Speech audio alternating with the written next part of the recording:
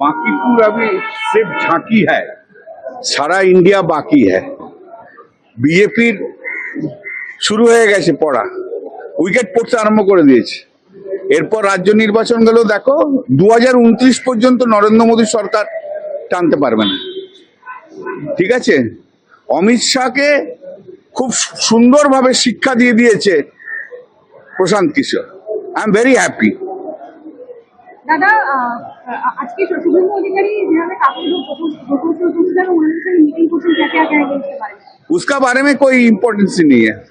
पश्चिम बंगाल का जनता, वो बेईमान लोग किसका साथ बैठता है नहीं बैठता है उसके लिए कोई चिंता नहीं करता है। आ जाएगा, आ जाएगा, सिर्फ टाइम देखो। बांकीपुर हो गया ना, पश्चिम बंगाल भी डाउन हो जाएगा, चिंता मत करो। सारा देश अभी वेट कर रहे हैं।